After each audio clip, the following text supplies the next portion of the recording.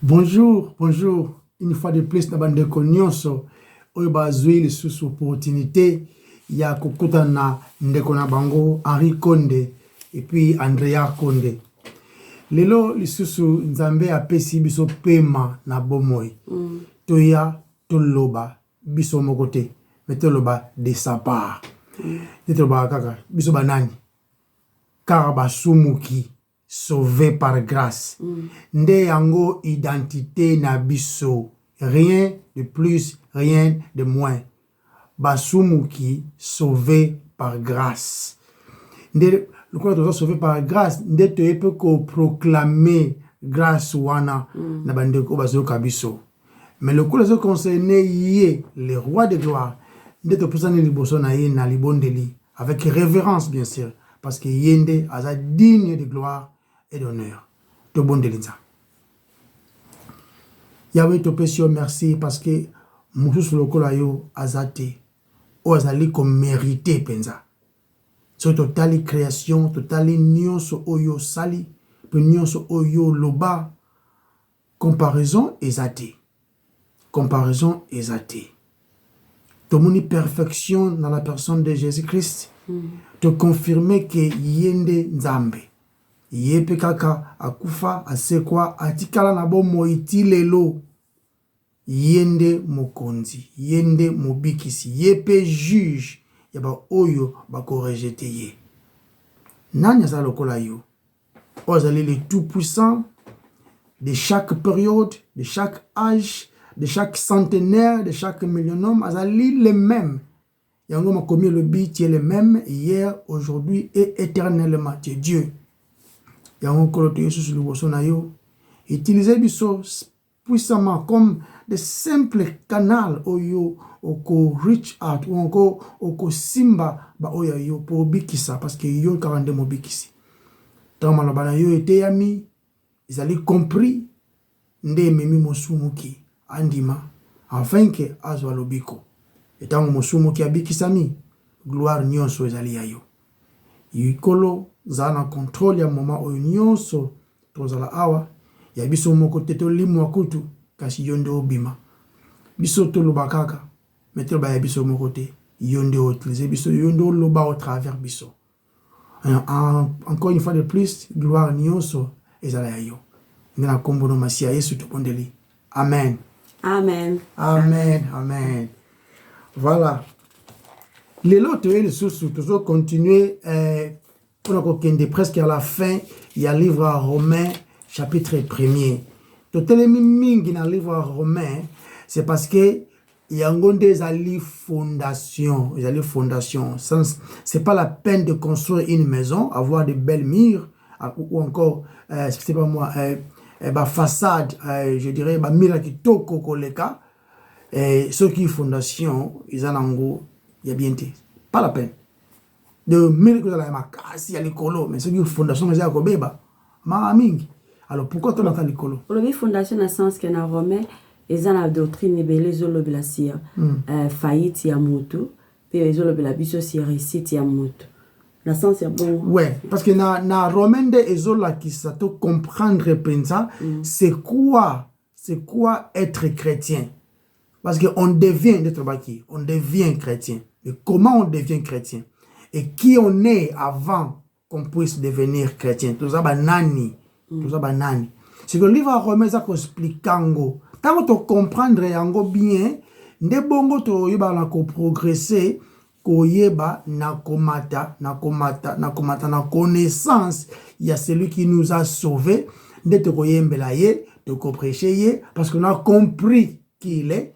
Et enfin, qui nous étions avant de la sauver. Nous avons le livre à Romains. Ils ont un détail belé sur faillite ya mutu. Voilà. Pe sur mutu nyonso azokoya na sina condamnation en Nzambe. Ils ont bien sur ba religieux, ils ont bien sur ba païen, ba pesi par exemple belé. Ils ont la solide parce que fondation ils même tout qui tourne dans livre ya Genèse par exemple, ils ont fondation na nyonso. Mais livre ya Romains ils ont amplifié biloko belé o ils ça o tozala on a besoin ko yeba sur salut na biso. Besoin ko la personne de Christ, le sur loi izani ezolobela biso c'est foi ezana biloko ebele ezana oyo tokodécouvrir ya sens wana olobi fondation. Voilà, donc nalingi toso vanda penza wana mingi te leo tozocontinue na livre à Romains. Chapitre 1er, bien sûr, tous en verset 26. Tout en verset 26 avec. Ouais, tout en petit, na c'est même verset 28 ou encore 29, pourquoi pas. Romains chapitre 1er, verset 26. Je quitte c'est le Bible. C'est pourquoi Dieu les a livrés à des passions déshonorantes, car leurs femmes ont remplacé les relations naturelles par des actes contre nature. Et de même, les hommes abandonnant les relations naturelles avec leurs femmes se sont enflammés dans leurs désirs les uns pour les autres. Ils commettent l'infamie, l'homme avec l'homme, et reçoivent en eux-mêmes les salaires qui méritent leur égarement. Comme ils n'ont pas jugé bon d'avoir la connaissance de Dieu, comme ils n'ont pas jugé bon d'avoir la connaissance de Dieu, Dieu les a livrés à une mentalité réprouvée pour commettre des choses indignes. Ils sont remplis de toute espèce d'injustice. Ils sont remplis de l'homme est rempli de toute espèce, donc ils ont une exception. Cause de la injustice, c'est ça le cœur de l'homme, il est rempli d'ango. Il est rempli de quoi premièrement? Il est rempli de toute espèce d'injustice, toute espèce, je dirais même de méchanceté, toute espèce de cupidité, toute espèce plein d'envie, de meurtre, de discorde, de fraude. Un rapporteur médisant, impie. Impie. Orgueilleux, fanfaron, ingénieux au mal, rebelle à leurs parents, sans intelligence, sans loyauté, sans affection, sans indulgence, sans pitié. C'est ce que l'homme est. Et bien qu'ils connaissent les décrets de Dieu, bien qu'ils connaissent les décrets de Dieu, selon lesquels ceux qui pratiquent de telles choses sont dignes de mort. Non seulement ils le font, mais encore ils approuvent ceux qui les pratiquent. Tant qu'on soutenir yango, ozo quoi na même jugement. De voir biso to amplifier que tu mingi na kobanda na verset 29 ti na verset 30 de kundi yango de to amplifier na ngom mingi ko le kalilo. OK? Tala. Selon to matimo muke na verset 24 to baki na verset 24 bazolo baguna na verset 24, c'est pourquoi Dieu les a livrés à l'impureté. Dieu les a livrés. Hein? Donc, ça m'a dit, a livré à l'ongoli ba garde-fou, a l'ongoli ba protection, ba direction, ba ligne de conduite. Le ça que muta koyate na le boulot a koya kuna tenzamba l'ongoli yango. Et puis, ils ne permettre de recevoir en eux-mêmes, de recevoir salaire qu'ils ont mérité également. C'est-à-dire les rois. Mais je vais une question. Parce que pourquoi Dieu fait ces choses? Il y a une réponse très claire. Réponse dans le verset 28. Okay. Dans le verset 28, Bible lobby.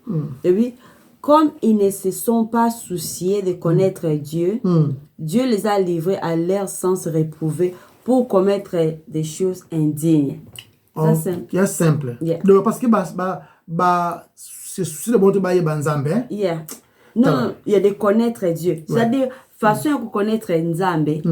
Ezawana, Nzambe déjà à la kisibiso comment te connaître par la nature, bilo Nzambe a créé et puis par des écritures. Mais nous dans des sociétés azo apprécier moi wana moto wana azo apprécier on sent qu'on apprécier les créateurs. C'est que exemple de chose indigne. Ça par exemple, ça indigne dans mutu de ne pas avoir Dieu dans sa pensée. De vivre, on dirait, Nyama. Hein? Ne pas avoir Dieu dans leur pensée d'une manière constante. Nous tous créé à l'image de Dieu. Tout ça qu'on reflétait l'image Nzambe, Nyamazan Angote. Mais ce que nous vivons comme des animaux, une personne qui n'a pas Dieu dans sa pensée, à un moment on dirait c'est lui qui est au contrôle, il fait des choses conformément à Yé. Hein? Ceci entraîne à commettre des choses indignes, bien sûr, sans à se reprocher. À se reprocher n'a été. Parce qu'il n'a pas un compte à rendre, il croit qu'il vit comme un Dieu. Il contrôle la ransi indem tamil la musakana tongo asala maham na ndenge na ye. Tala. Alinde ko zwa tante pour ce sera du temps à réfléchir sur ba action na ye que Dieu existe. A osa la conscience mo déranger. Pour la conscience déranger te, azala besoin de se soucier que Dieu existe. Et puis à l'oba. Yeah. Après perception la direction parce que mambo nzamba loba ils contraire na style de vie au ya lingia mema il préférait ou toi banzamba ngote pour conscience na ye pour akima que non na ba na été na nga ignorance ou ya la l'aise ça au ya lingi peut-être yeah pour conscience na parce que ce conscience comme que déranger aux mal à l'aise à tous c'est cabé mais conscience na moté mais au déranger vous devez préférer conscience na ye et déranger c'est-à-dire allons la nzambe na ba penser na ye na ba action. Notez bien, quand l'homme dans son esprit trouve Dieu est sans valeur, ce qui nous na esprit na ye amoni ki nzamba sans valeur, l'homme devient lui-même sans valeur. Car la valeur de l'homme se trouve en Dieu seulement. Amen. Amen. Ya solo, n'engana pila baiselo au moro boy. Dès quand l'homme dans son esprit rejette Dieu, pour la niazo rejeter Nzambe, a rejeter Nzambe, pour Nzambe a source de toute piété. Et l'homme devient lui-même un esprit rejeté. Et devient ainsi spirituellement dépravé, sans valeur et inutile. L'homme devient inutile. Voué à l'échec et à la perdition. Comme voué à la perdition, sans secours et sans espoir du salut de son âme, à moins qu'un Nzambe na bolingo na ye a salié grâce pour enfin être restauré. Amen. C'est que apôtre Paul, sous l'inspiration bien sûr, sous l'inspiration, dans verset 29, Tito 31, apôtre Paul a passé sur liste. Ils sont concernés, une liste terrible, je dirais même, effrayant, et bang ça même. Et puis liste est tellement inquiétant, hein? La Bible est la Bible est d'écrire. La Bible est d'écrire conformément à l'état du cœur de l'homme. Maintenant, l'apôtre Paul nous donne ça à expliquer. Alors, pour la personne livre, la personne liste dans le waki, il y a ba oyo ba rejeter Nzambe. Ou encore, il y a ba oyo nanu bandimi Nzambe. Parce que au départ, tu as déjà bien aimé Nzambe. Au départ, tu bota makada l'iniquité. Ma mère m'a conçu dans l'iniquité. C'est-à-dire que dans les soumunde nazali déjà. Nazali déjà produit à les soumou. Dans la Bible, il y a une imperfection de ce fait déjà condamnation et zali. Il y a un seul qui a comme à condamner, à mouton de Yesu, ce n'est pas qu'il a commis condamné, non. Il a déjà condamné. Et maintenant, quand il y a Yesu qui sauvé, il y a de la condamnation à la justification. C'est que l'apôtre Paul nous montre ces choses. Donc, na liste, l'apôtre Paul en réalité, tout le monde, et aujourd'hui, au moins, je m'appelle sur par exemple schéma moko boy au talango peno na miso na mena so na miso normal on avons dire ça balili ba kaka balini normal mais ce que talango ce que na miso penza approfondi te me bengo nettement x-ray nettement x-ray nettement ba na ba rayon moko laser kwa tout la pena bien na kati nini penze la kisi c'est que tout est pensant ce que résultat ba le rayon X Nzambe concernant les cœurs de l'homme. Hein, il faut suivre ton cœur. Suivre ton cœur. Tout en monté mango. Qu'est-ce que la Bible dit? Tout en livre Jérémie 17. Jérémie 17. Non, Jérémie 17, verset 9. 17. Yeah. Ok. Nazoki Zela. Jérémie 17, verset 9. Ok. Jérémie chapitre 17. J'espère bien que tu as nango. Tu es na 9e verset nango. Ok. Jérémie 17, verset 9. Bible lobby. Le cœur est tortueux. Quand on soit le cœur est risé. Le cœur est tortueux par-dessus tout. Et il est méchant. Qui peut le connaître? Donc, quand on version le cœur est risé et désespérément malin par-dessus toute chose. Qui le connaîtra? Désespérément malin. Donc, ma bémoko na idée. C'est ça le cœur de l'homme. Donc, tout en sous dans le livre Marc. Désespérément malin. Désespérément malin. Il y en a dans le livre Marc, chapitre 7. Donc, ça, c'est comme un détail extrait tout en approfondissement. Il y a le verdict. Il y a mon thème à Moutou. Ok, Marc, chapitre 7, verset 21. Tout en dessous, verset 21 et verset 23. Ok. Marc, chapitre 7, verset 21. Que vous regardez, ok.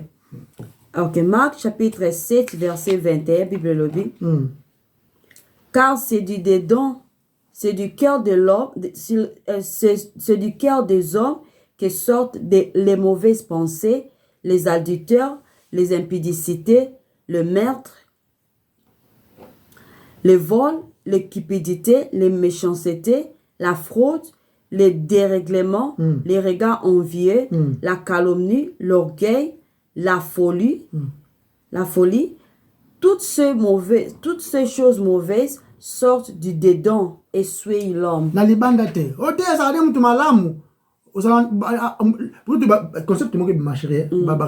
L'homme est bon. Mais ça va environnement pas à coller ils allaient influencer. Le mal ne vient pas du dehors. C'est du dedans du cœur de l'homme. Ça a problème matin. Donc attends bah yo bah tcheo na place mutazate kabanyama bangombe ba meme yomo kawa na kaka o sumu kaka. Parce que c'est la carte à mutu nde makambango izaleli. Vous comprenez? Donc pendant que nous examinons ces listes, quand nous examinons liste oyo, sondez mon témoin. Bible dit examine-toi toi-même si tu es vraiment dans la foi. Ok, donc capacité wana ya mutu asa la auto-réflexion ezali. Que tout qu'est-ce qu'on a liste tango yo zo na biso mo repelo lokola to sala examen to tala place nini to zaleli. Parce que après to temps à chaque description on me tourne la question nani penza côté est-ce makambo so de belangate otala suppose coupable na yango yo moko to yeba o sala analyse yo moko parce que oyo ezali description mutu te sala la yango yo moko o sala description yango to kina to ban non liste yango non de to ba avant avion mata na l'aéroport c'est votre ceinture to kanga ceinture vous allez passer na biso parce que auto solo ba oyo et ma camboute Andrea Komaki ou bien Andrea Komaki. Liste numéro 1. Ils ont blani. Na Romains chapitre 1 verset. Romains chapitre 1. Na verset 29. Babi, ils sont remplis de toutes espèces d'injustice. Ok. Tout le monde na toutes sortes. Ok. Non. De toutes sortes, étant rempli de toutes espèces d'injustice. Étant rempli de toutes espèces d'injustice. Injustice. Les moments général. Ok. Où ils ont impliqué tout type de pensée, de paroles, il y a des actions, ou même il y a vu moko erroné. Ok. Na verset même à 18, Romains chapitre 1, verset 18, Bible biso. La colère de Dieu se révèle du ciel contre toute impiété et toute injustice des hommes qui retiennent injustement la vérité captive. Eza pe injustice pe eza manque ya conformité na oyo nyonso eza juste. Ok. Ok. Si tu le beli, il y a une balise à boy. Tu le beli, impureté. Impureté. Et ça, une image ya bosoto. C'est ça l'impureté. Et qu'il y a même une profondeur pour parler de la fornication. Hein, qu'on suye. Au moins, ce qui moi, si, à ce qui est dans mon bali, oh, ya yete. Ah, ça, bosoto, fornication. Parce que les mots, oh, ils ont tout, ils ont pornéa, c'est un mot grec. Dans le grec, il y a un mot, ça, il y a un analyste, nous avons ça expert en grec. Mais quand on prépare des choses pour venir, de la part de l'Éternel, ils ont appelé malamou, ou ça l'appelle moi recherche, ou comme appelle moi loco, afin que vous avez un backup. Place combo le mot pornéa et outil. Alors pornéa, c'est immoralité sexuelle. Immoralité sexuelle et puis sa saleté. Ta pornéa wana outil pe na moto za na mo. Si le pornéa n'est pas ébimisi que le mot pornographie. Pornographie ébimi wana. Pornographie ça la raté non ya bien nanda kunanga na kena pas mo na zana na environnement te pornographie eza mabe parce que pornographie kendaka na envie et que na ba désir sexuel et que na ba kolula na makambo yo ezali ya malamu kate ezali ko stimuler ba émotion o ezali réalité que tu na monde tout ça ngol lelo. Et il y a des gens, au monde dans moi si, na ville mususu, il y a dans la ville mususu, et tout le monde, ça mususu, relation et tout, n'a pas portable, écoute. Comment qu'on ait plus n'a pas technologie comme nous avons écoute. Et ça n'a pas désir, et ça qu'on entice, tout. Comme ça, ma cambouana, et plus, tout, pour ça, ils vont le faire. C'est que, toutes sortes d'activités sexuelles, en dehors, il y a un standard établi par Dieu dans le livre de Genèse. C'est-à-dire qu'en dehors du mariage, tout acte ou encore toute activité sexuelle en dehors du mariage, ils ont impureté, ils ont pornéa, ils ont une punition, ils ont ngambu. Nde yango motema mutu ezali. L'homme ne pense que mauvais. Constamment. Donc, tout ça, la impureté, oui. L'homme, tout homme. L'homme sans Christ. Et ça m'a trop. Parce que, na kati ya mutu nde, au même temps, Bible ça va penser impire. Nzambe, tant Nzambe azolinga aboma moki na tango Noé. Bible dit, le cœur de l'homme, il a qui penser mabe d'une manière constante. Vous pouvez imaginer? Manière constante. Sauf que dans Sodome et Gomorrhe, il y a une immoralité sexuelle. Donc voilà un peu où on est. Moi, première image, je comprends de ce quoi l'impureté. Bosoto, bazolo belawana, et ça, nini. Dans la Bible, le bel biso, ok? Dika to le bito sonde mitema na biso total là ce qui biso tozo ko ya na babiloko tozo ko citer a. Dans le bel déjà injustice tout homme oya botami na nzela ya Adam aza injuste, tout homme oya botami na Adam aza impur na ba pensée na ba action abotami parce que troisièmement ba lobi ke ba lobi étant rempli de toute espèce d'injustice, d'impureté, après tout le babi de méchanceté. Voilà. Donc méchanceté a oza ko faire référence na ba action méchante. Voilà. La mauvaise volonté ou la haine. Mutu empoisonné par exemple, au moins que tout à l'heure que na ba information, mutu a empoisonné son prochain. Pour ça qui na ba haine, ça qui on a méchanceté envers ton prochain, son prochain. Ko causer trouble na ba ninga, mutu zo causer trouble, ko causer ba distress. Pour ko pesa mutu ba nouvelle moko ya mabe, moi mutu zo se réjouir ko pesa mutu ba nouvelle moko ya mabe. Et puis encore. Asala on peut encore, asala encore. Ba nouvelle moko ya lokuta to ko encourager par exemple poisson d'avril.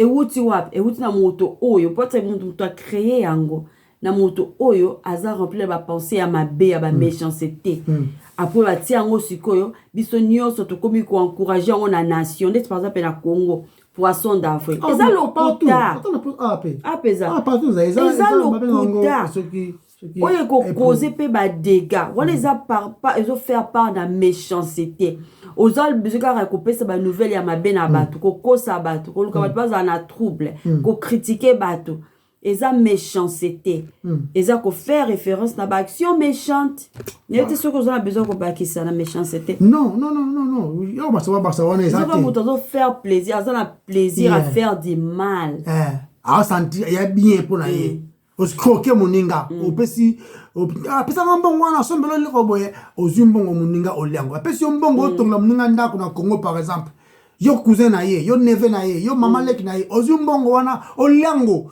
et peut ndele ba photo ya mabe ya lokuta ndako yi kutuzana na ngote par exemple mutongo pe azu bazo sonda raison il a une maison au Congo atonga ka eso kindenge nini mais kuna cousin na ye alia mbongo wango vous imaginez la méchanceté ouais Ozu elo osa elo kwango te me ondimi kozwa responsabilité wana mutongo apesi yo confiance yo zui misolo na ye mais osali oza juste le contraire quelle méchanceté pendant que mutongo ale musolo va porter pas avant daka ça ba mesa musolo donc faut même pas que me ko de tayango mais ozu mbongo ngo sa elengo parce que yo lingna o kozwa yango quelle méchanceté c'est ça le cœur de l'homme ouais.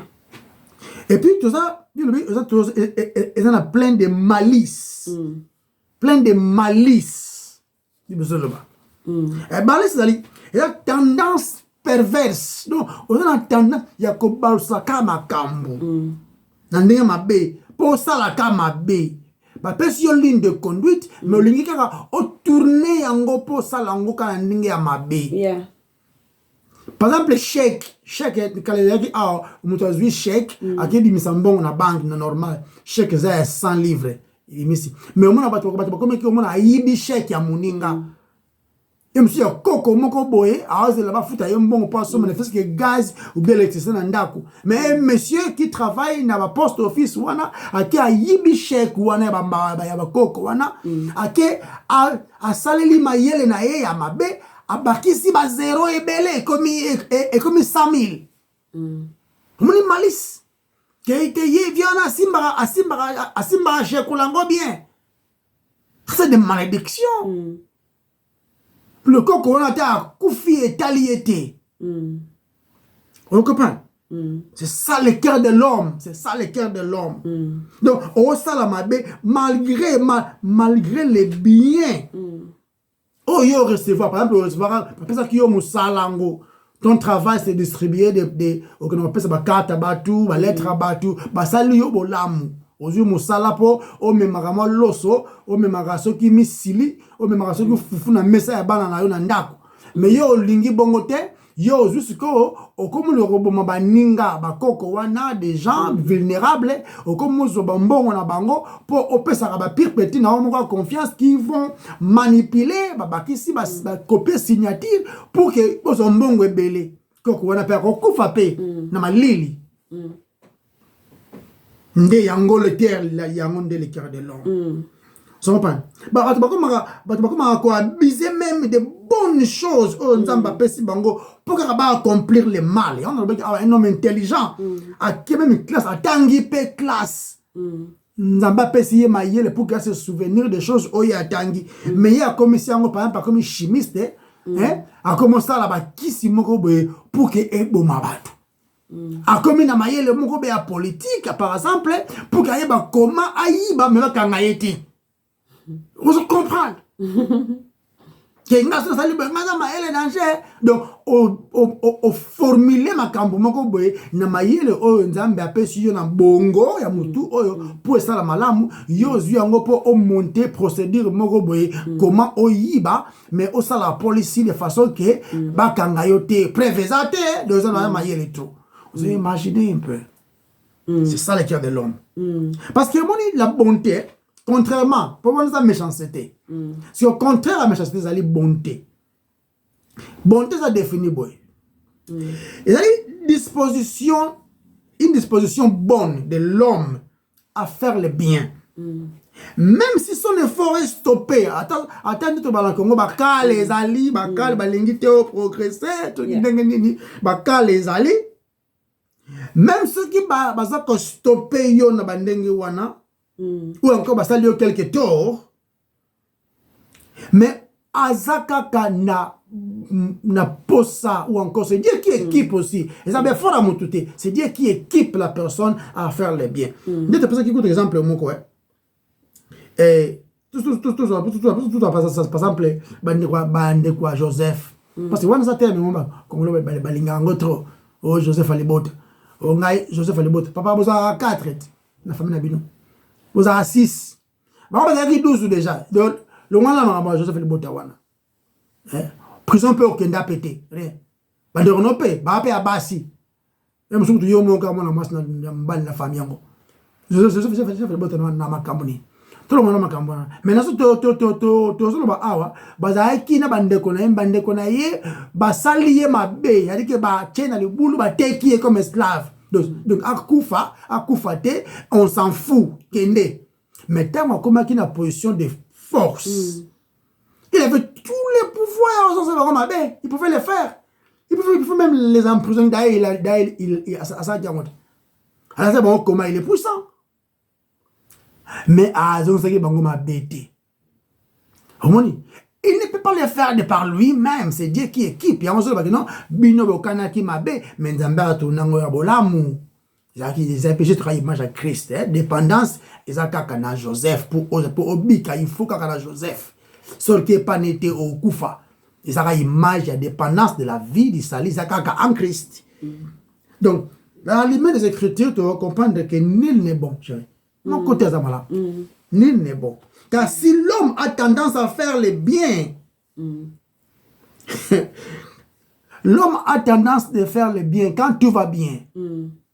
Quand tout va bien, panaye, ça va, ceux qui m'ont 5 000, on a besoin 20. Mais ce que la résistance est commis, l'homme pourra faire le mal.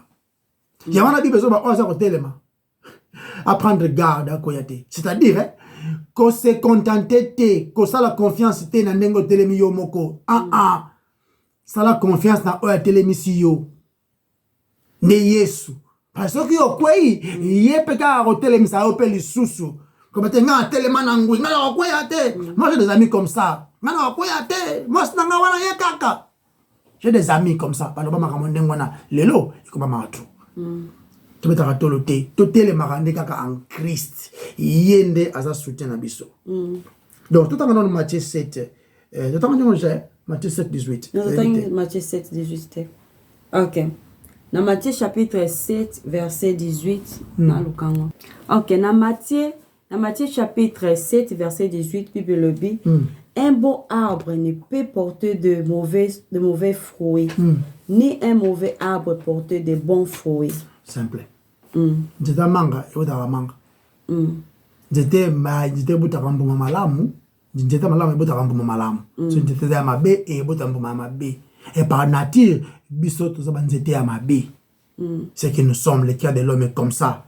Pourtant, les chrétiens, l'homme fait le bien parce qu'il a expérimenté la bonté de Dieu dans sa vie. Nous ne faisons pas le bien pour être sauvés. Nous faisons le bien parce que nous sommes sauvés. Et nous sommes sauvés par la grâce. Il y a un autre bête à la route, tout ça, tout ça, parce que cela ne provient même pas de nous. Si nous pardonnons des gens, c'est parce que nous avons expérimenté le pardon de Dieu dans nos vies. Il y a un autre ça, et pour ça, qui s'appelle gratitude, Nanzambe Oyo, Asa Lebiso Bolamu. C'est-à-dire qu'un chrétien né de nouveau, un chrétien né de nouveau. Pour ne pas dire un faux chrétien, un chrétien né de nouveau, équipé de faire le bien parce qu'il vit dans la nouveauté en Christ. Dans le livre à Luc, chapitre 6, verset 35, le Bible est. Mais aimez vos ennemis, faites du bien et prêtez sans rien espérer. Votre récompense sera grande et vous serez fils du Très-Haut. Car il est bon pour les ingrats, car il est bon pour les ingrats et pour les méchants. Nzambe ndeza bolam, asa malam, même dans les méchants, nzambe appelle ça bango moi pète. Après ça la biso pe moi tout le monde, non? Mais ceux qui biso pour tout ça ma kokia ko limisa même baninga na biso, bandeko. Eza kaka. Nzambe ndeza équipe biso. Si koton na za koton ba liste oyo na anglais balobi filled with all covetousness. Covetousness eza kolula envie yeah eza kolula yango na français eza envie donc pour la mentionner pe envie envie eza ba désir d'avoir plus eza insatisfaction donc le contraire il y a convoitise oh yango na sens ya envie le contraire il y a convoitise eza contentement mais eza satisfaction donc pour la aussi la référence aux personnes qui ne sont pas satisfaites de ce qu'elles ont donc nalinga baben yango lokoso ok donc totalement mouké sur Luc chapitre 12 verset 13 verset 15 yango lukelanga Colossiens chapitre 3 verset 5 donc na bananano na Luc chapitre 12 verset 15 Bible lobi awa puis il leur dit, gardez-vous avec soin de toute avarice, car la vie d'un homme ne dépend pas de ses biens. Fus-tu dans l'abondance? Comparer ma version est belle. Ok, quelle est la version, monsieur? Puis il leur dit, voyez et gardez-vous d'avarice, car encore que le bien abondant à quelqu'un, il n'a pourtant pas la vie par ses biens.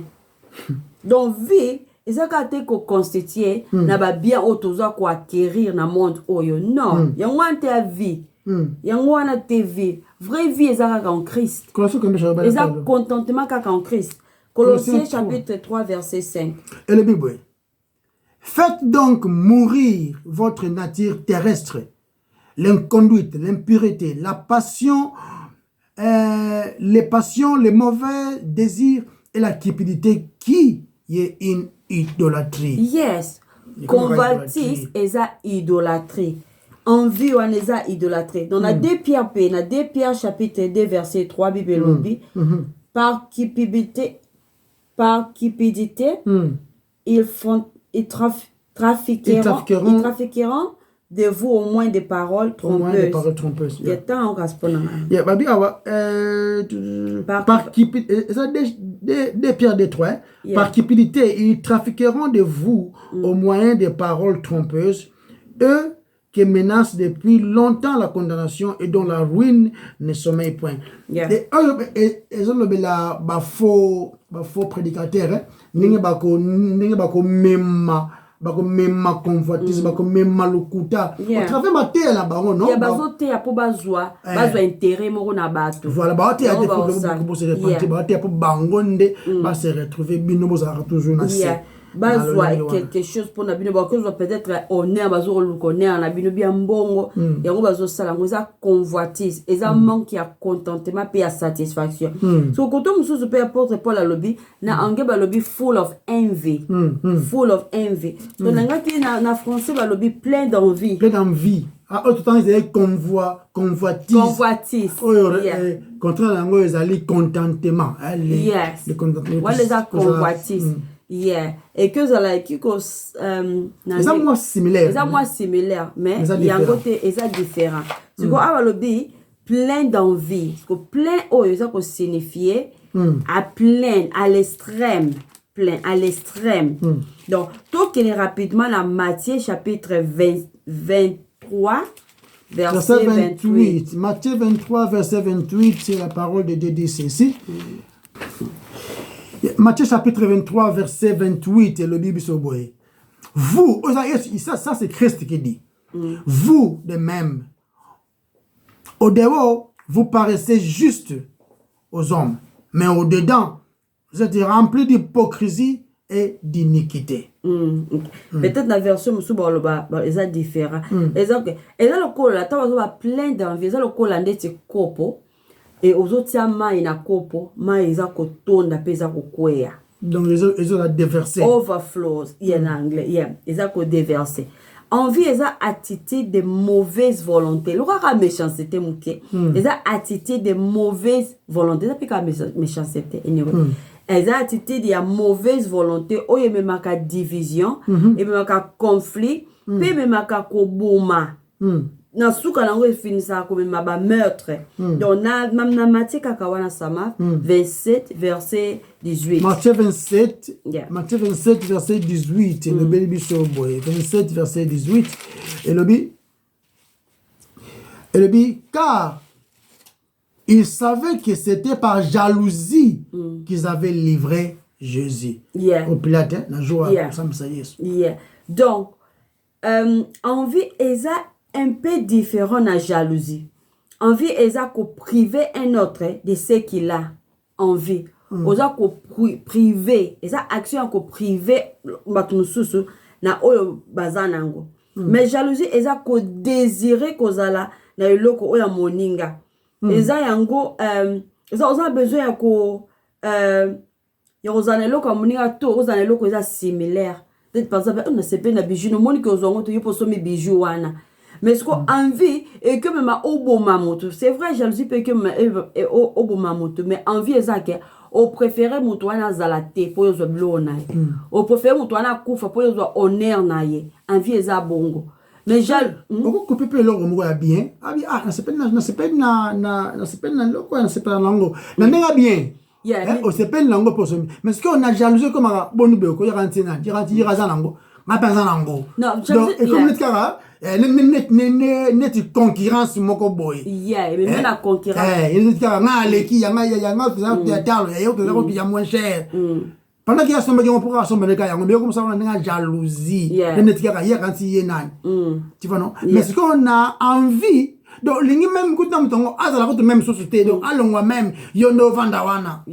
Ozana besoin utozwelo ko mutu anaza parce que la jalousie oki ozwana ngote mais oyini mutu ozo comprendre mais na envie ozandika no bena bandeli ezake envie ezako priver un autre de ce qu'il a ozana besoin priver mais la jalousie oki se comparer azana ngo pour sombi yango oyini mutu c'est que mais na envie ezako connaître mutu ana vivre il fallait yondo zo espace na exemple écoute eza mutu mo biazaki na envie na mutu mususu azokoma ki populaire pona azako sabilo ko moko boya bien basa ki même monument pona ye tona butu mutu ana ko kende aso betara likofi na monument ne kwea chaque jour betara likofi na monument ne kwea pour bazala bato zaki te dai molili après un jour bato ba ye ba kuti monument ngo fini ko kwea ko nini kwea ki to ba checker na se kwela ki mutu azali ko betara ngo likofi c'est ngo envie vous avez besoin de ezalate minute na lewa exemple mususu ezali mutu apesa ki yango eza nati Martin Luther azala ki monk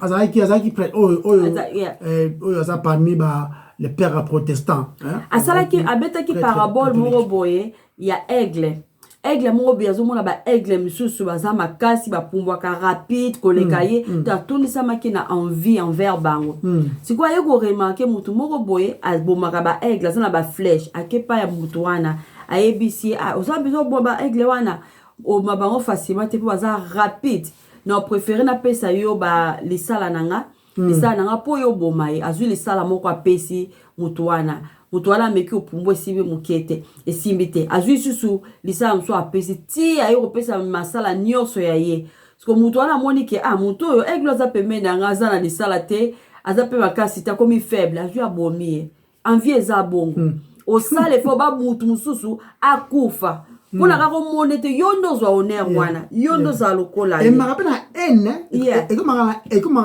lié na haine donc je ne veux même plus te voir quoi donc ngane phrase la wana et comment rappelé même tina ba misala ba envie wana mona mutu te mona ka to la sango non kutentela empoisonné qui il y a comme directeur on dirait avant dans seko ou bien abomi mobali ya muninga abomi camarade de pozo moi mobali nae eza bon envie donc envie eza le péché le plus méchant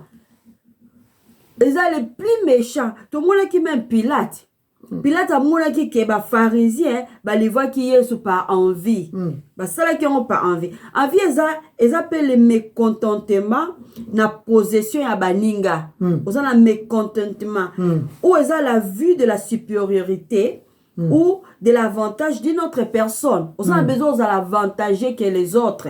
On a kanda ya moninga ozomona qu'on dira lekio. Pendant ya mutango pe na mutu na eza otuteke ona lekio te. Donc o tiango na makanisi na yo, okomona ke yala ba be porani bia kanti ya kanti pa na boye, kanti pa somba boye, sia boni boye ko. Okomo raisonner le mutu makambo ko tuye mutu so raisonner ko tute. Ndeko mema yo komo ko yina. So ko to yini kiete. Okomo ina même na bana na. Donc par envie, on a besoin d'un avantage na bato. Bah toi ça toujours nassé envier baninga eza preuve ya méchanceté autoloba ki ngo liboso eza preuve ya méchanceté pe ya ressentiment ressentiment c'est quoi donc non pas ressentiment envers eza épreuve ya ressentiment envers l'avantage pour na ko avantager bato non pour l'avantage ya baninga mususu yo mo ko esteke bato basa na avantage ko mo ina bango. Donc, envie oyo eutaka na motema. Oyo eza na jalousie. Ya motema, envie eza na eutaka na motema oyo eza na jalousie envers les autres. Ce qui omoni que oza bongo, c'est repentir. Confesser en devant Nzambe. Eza esprit te. Cela vient de euta motema la biso. Eza esprit te ya jalousie. Délivrance, te longola mulimo jalousie. Parce que bato ki ko croire que eza esprit à jalousie, to eza esprit à envie. Non, cela vient du cœur. C'est le cœur de l'homme. Le péché, eza source nango. Donc, et où t'as envie de katolobi, et où t'as na motemo et tout ça na jalousie, pour na ko eza jalousie pour na ko sepela, na ozo sepela na ba bien ya baninga. Cadeau. C'est na ba na ba. Non, et où t'as na bien sens que na bien sens que envie où t'as na motema, eza rempli na jalousie. Jalousie eza nene, eza moto amoni ba bien baninga za besoin pas za nango. Azani nango te. Maza besoin zwango akomi na lac sans sens moro ya manque ya contentement na zalka termina manque ya contentement donc yango la jalousie ne te créaka envie donc so ito moni yango photo confesser yango to singa nzamba big exception yango po biso ngoto ko kateko longola ngo za na pouvoir kati na biso ko kateko se délivrer nango voilà monsieur le bi babi ali plein de meurtres. Yesu le dit clairement que nous pouvons être coupables de meurtre, même dans nos pensées. Des arrêtés aussi mimbeli, mundoki, yo lichet, nese za kuruna na kisasa na kama solo, et en cas de meurtre. Donc cause la coupable de meurtre, même dans nos pensées, dans les mentales là. Ceci implique la haine. Ou encore être en colère envers son prochain, surtout sans cause. Voilà, kandaka na mutu. Donc, ce que je peux dire, obome. J'en fais tout ça à peu près. Donc, mutu a manifesté makambo ndengwana et pas na yo, zala prudent, zala peu musika. Zala musika. Donc, oya komona na livre Matthieu 5 verset 21 et verset 22 zo le bas. Vous avez attendu qu'il a été dit aux anciens, tu ne tueras point, celui qui tuera mérite d'être puni par le juge. Mais moi, oh Christ qu'il le dit, mais moi je vous dis que quiconque se met en colère contre son frère mérite d'être puni par le juge. Voilà. Que celui qui dira à son frère, Raka, mérite d'être puni par les Sanhédrins. Et celui qui lui dira insensé mérite d'être puni par le feu de la guerre dans l'ifelo.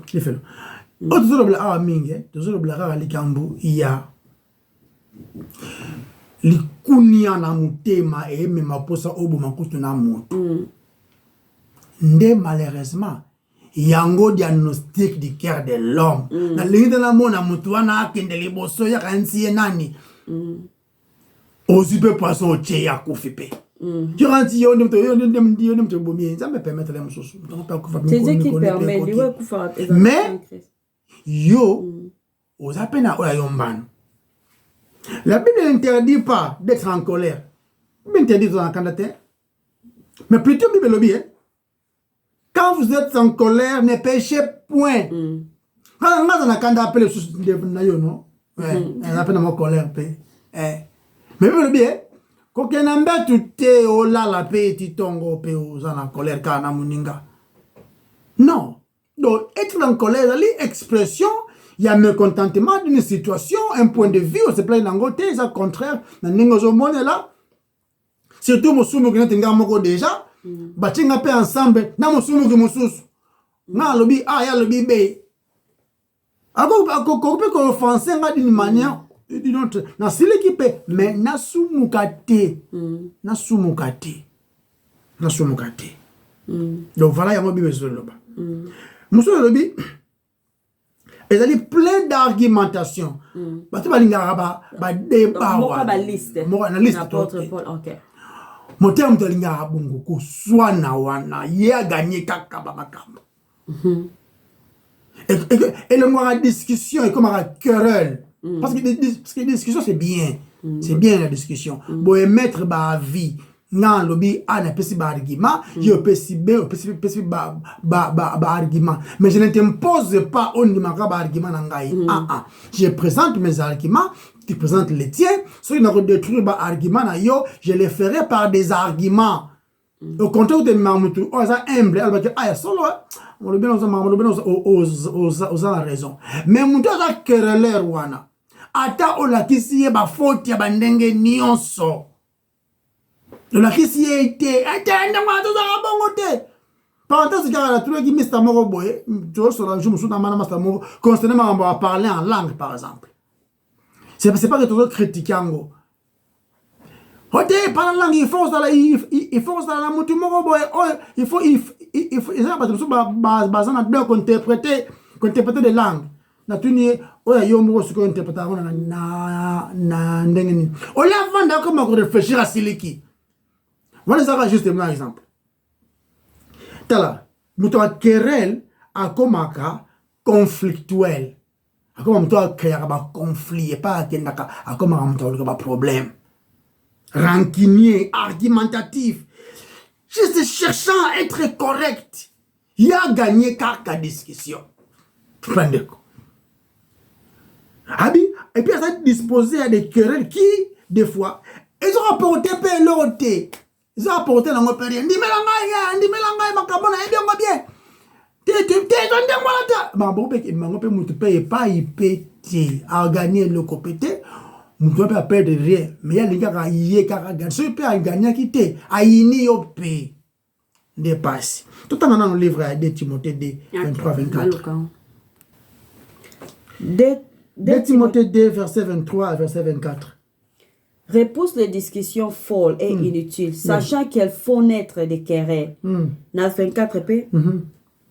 Or, il ne faut pas qu'un serviteur du Seigneur ait des querelles. Il doit au contraire avoir de la condescendance pour tous. Être propre à enseigner, doué de patience. Doué de patience. Ok. Apôtre Paul. C'est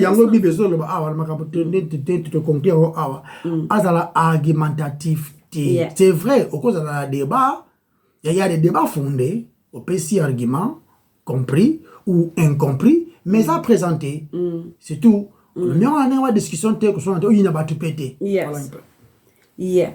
Si on a checké le sous na liste na biso. Ok. Na zone sous na Romains 1 na verset 29. Alors, le temps rempli de toute espèce d'injustice, de méchanceté, de cupidité, de malice, plein d'envie, de meurtre, de querelles, de ruse. De ruse, tout ce qu'on a ruse. De ruse, après de malignité, rapporteur. Ok. Tout que nous avons tout en malice, d'une manière short. Ma manière courte. Très compliqué en français et en anglais. Malice,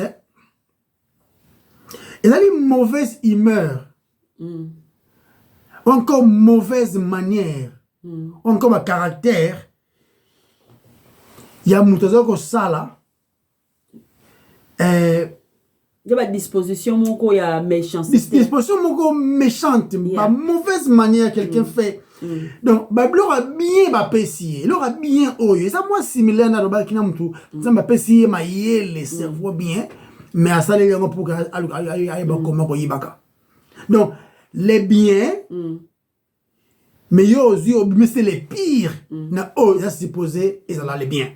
Et ça encore battu bazana ba manière moko ya mabe bazana ba caractère moko ya mabe yeah bato ba mekara eloko isa eloko malamu au bimoko la mabe ata ko bozaki osula masolo moko kitoko au kara tsara eloko moko boye comme ma division boye ma kanda na batu donc auzora eloko malamu asele eloko moko ya mabe abalusi on na o ya mabe yango bazolo mais malheureusement yango mutema mutu yeah ok yango na de ruse voilà, il y a malice. Yeah, malice. Tu vois, monsieur allez chérie, avant de continuer. Yeah. Et ça, plein de déceptions. Plein de déceptions. Donc, pour ça qu'il y a un bâché là, bloc belé, pour ça, bâché le kouta, des menteurs là. C'est une personne qui manipule. Hein? Qui manipule et déçoit les autres en utilisant les tromperies. Donc, déception est un mot dolos. Dolos, D-O-L-O-S. Aussi, c'est un mot grec. Et ils ont dérivé du mot délo. Délo qui signifie à part. Cela veut littéralement faire référence à un maison ndobo. On parle. Ils ont ndobo. On est au Bambisi, aux Umois. Aux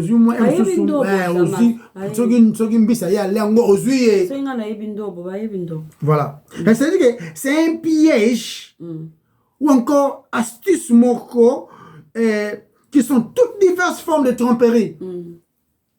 Par exemple, tu as multiplié un bon. Si on peut essayer $100, après 2 semaines, on va 200. On peut essayer 200, 100. Après 2 semaines, on va 200. Après, on dit, non, bah c'est 400. Moi, je connais des amis comme ça, au Balé Wangobongo. Balé Wangobongo. Après, si 1000, comme 2000, 3000, 4000, je vais comme 10 000, ça c'est la 20 000, tu t'en vas qui. À remonter là. Et comme ça, on peut pas te papa. Ça va te rien. Nous avons la de promotion, non, par exemple. Donc, ils ont piégé, ils ont piégé, ils ont piégé. Tu as vu à quel âge? Maintenant, ils ont la déception modèle. C'est-à-dire que, ils ont tentative délibéré, donc volontairement, d'induire en erreur, ou de tromper, de piéger, de planifier. Tout le monde même dans le jardin d'Éden, Satan. Naïf na bato nzamba keli ke aye na ba ruse wana aye na tromperie na ba donc chérie tala eh bien et ça désire obtenir un avantage pour ça qu'on soit avantage ou encore de conserver une position en trompant les autres au kosakaba tu peux y avoir une position moko élevée et puis ça là on a canaille ah bien la chose balibi na tout tozo ko tizete mango des allélos naba loterie ndenge na lobaki donc le loterie a yebi qui a besoin de 5 millions de dollars après si question est moko boye a besoin de répondre des questions oyo ozwa boye ozwa camion sika ozwa voiture sika ozwa ndako sika na pesa valeur à 100 000 par exemple mais pour betango esenga au plus par exemple 5 euros ba tu belé ba betango na 5 euros a yebi que mutu mo gagner. Donc, ils vous trompent. Parce que sinon, l'image, on dirait beaucoup gagner. Donc, le consommateur, on a imprudent, on a combien attiré 100 000, 100 000. Bah, à acheter 5 euros, multiplié fois 1 million de personnes, et une autre personne, nous avons Nambongo. Donc, c'est que, donc, action, moko, donc, bon, c'est un bien là pour tromper les cabates.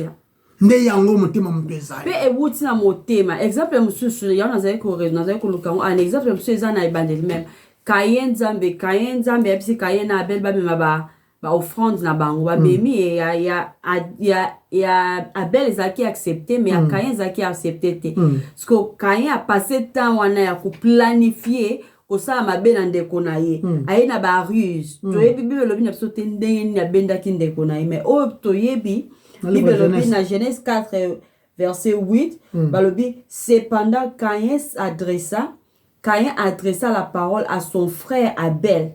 Mais comme ils étaient dans les champs, c'est-à-dire, abimi si nous na demoko ya gentillesse, na esika ba parole ne bazali, ba ke na champ o bazabon mi balé. Après wana nde abomi ndeko na ye. Donc, ya wana méchanceté. Tout on livre 1 Thessaloniciens.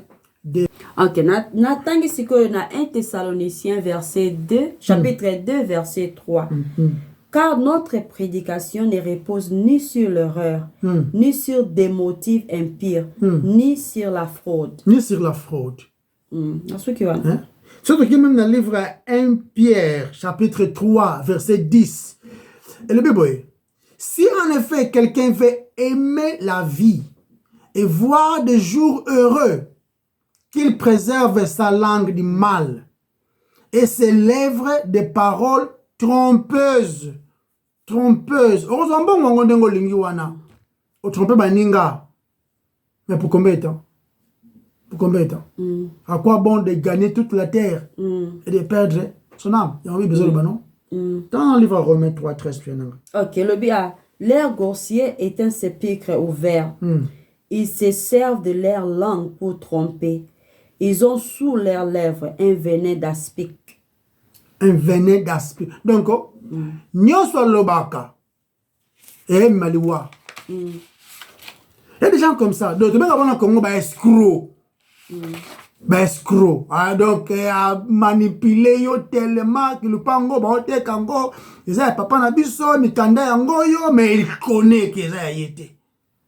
Yo pesiye confiance, pesiye mikanda, ake nango ayibi yango yo tike nelo kopete. Si on m'a dit, je vais te répéter. Comme un avare. Pour ça, kota kaka, azura kaka. Tiez indi si épée. C'est bon. C'est ça. Parce que ceux qui te ont dans Romains, la Bible, verset 1, chapitre 1, verset 29. Verset 29. Verset 29. Ouais, le verset 29, le Bible est sous. Et le but, tout le de méchanceté, de cupidité, de perfidie, plein d'envie, de meurtres, de discorde, de fraude, de vices, de vices, rapporteurs, médisants, impies, emportés, orgueilleux, fanfarons, ingénieux au mal. C'est toi qui n'as pas c'est quoi un verset, tout ça un verset 29. Dosu kasko a, dosu kana verset 29. Ah bah lobi awa. Bah lobi na suka ya verset 29 babi des querelles, des ruses, des malignités, rapporteurs. So koto muso sur la version muso soit commis des querelles, des fraudes, des mauvaises mœurs. Yeah, na bien. Mauvaises mœurs. Des mauvaises mœurs. Si vous avez une liste de porte-parole à tirer des mauvaises mœurs. Dès qu'on a une version, vous avez un rapporteur. Mais dans lingala, eza ba songi. Songi. Eza ba oyo ba c'est là qui calomnie les autres. Ba memaka ba rumeur. Nayoka ki boy. Bangonde mutu baza bato yo ba spreadaka. Bazali ko panza sang. Yeah, baza ko panza ba rumeur. Une mauvaise, bazana ba mauvaise langue. Oye memaka ba secret, te ba information à bato soit bientôt mabe et même on a des mots pour na ko détruire caractère ya ba ninga.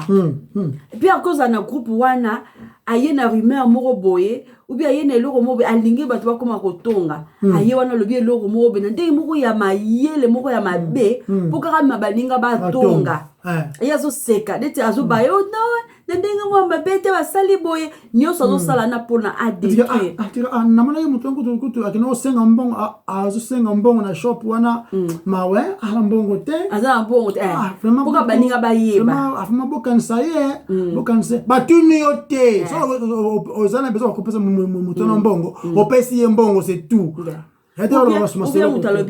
maman Jeanne basomi voiture kitoko voiture moko kitoko makasa nazana esengo pona bango po aluka baloba bazwi mbongo wapi donc aoyela ba masolo moko na ndenge monde ti ya positif mais na biti kaka eza po amima kotonga atonga bata boye baza ko déverser poison contre son prochain. Alors pesa lo kolia par exemple après si mususu mwana na yo lo kolia bien après si ndeko na yo lo boye abi ba mkati mama na yake pa na bisoti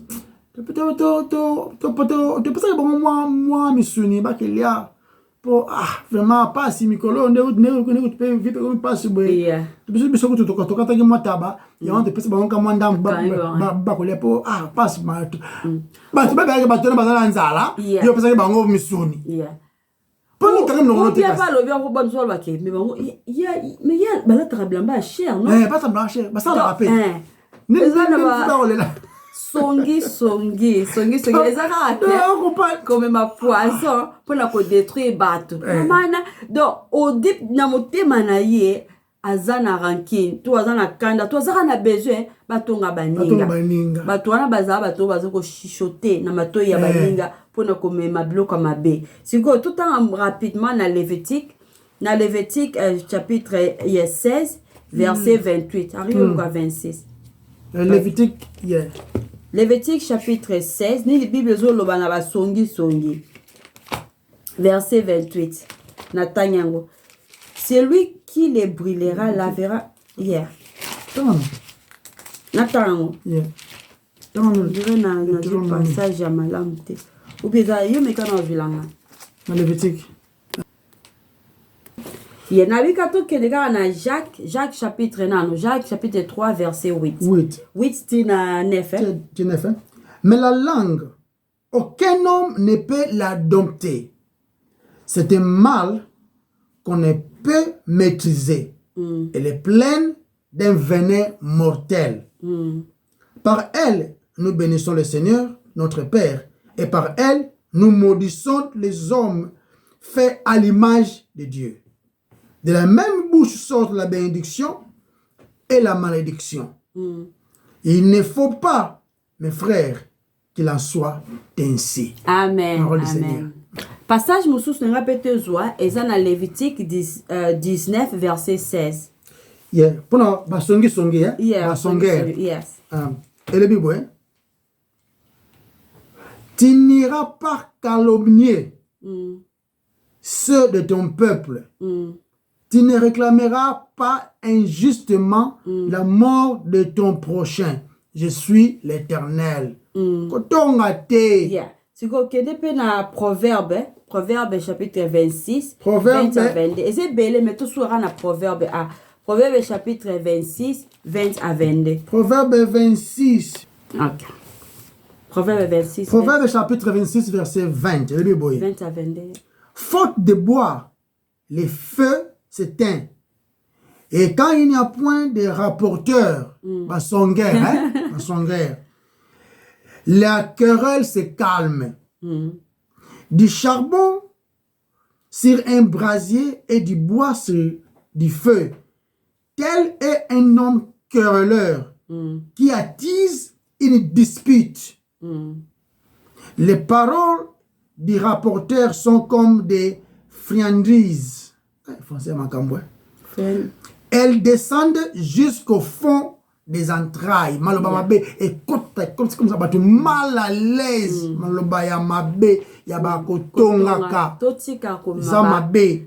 Totika rabiloko wana ya koloba kuma ba rapport ya batu na ndenge moko ya koluka batu batonga na ndenge mabe. Eza mabe. Oyo nyonso wana kotonga songi eza esprit te. Cela vient du cœur de l'homme. Yango déjà ko suyer moto. Parce que ce qui to attribuer yango na esprit, eza ko ya faute na ngaite yango ke délivrance. Non. Eza utala motema ya moto, muto a médita kango, muto a raisonner kasi yango pe luki ba stratégie ndenge nini ya ko exposer yango ya ko yebisa ngo baninga pour la ko conduire les autres ba sonoka. Donc voilà, chérie, de l'élo to si yangote, eza moi ebele, c'est juste faute de temps. Peut-être que alors jour ça lango sur épisode de Moussou. Aussi ça remet la bisonior sa chapitre 1. Dieu nous va permettre biso. Aussi ça semaine prochaine. Mais tu continues pe kolobela nini to lobela les caractères de l'homme, donc la position du cœur de l'homme. Toyeba comment motema moto ezali. Si on comprend des diagnostics ne bongo comment ko crier na le Seigneur a sauvé yo. Sinon on va kendaka obo délivrer nga nazana molimo kotonga mutu akoka kotika te kotonga koyina koka kotika ngo nazana molimo jalousie bobeti des mois de prière des veillées te lela kolo ezaka en Christ azali les grands akoko ko délivrer yende Yesu pour masum na elimbisama ezali la nature de cœur de l'homme ça mabe ni on tu yare pana ye to bondeli nzambe pona moma pesibiso yawe totondi opoza mokonzi ande ona yo muswazate sunga biso père éternel to ba kosala examen kat na mutema na biso sunga biso même au travers ton esprit afin que lisumu na biso etelema to mona ngo to lela epana yo nzambe wasa capable ya ko sauver so tozana ba kotongaka tozana ba kofingaka tozana ba jalousie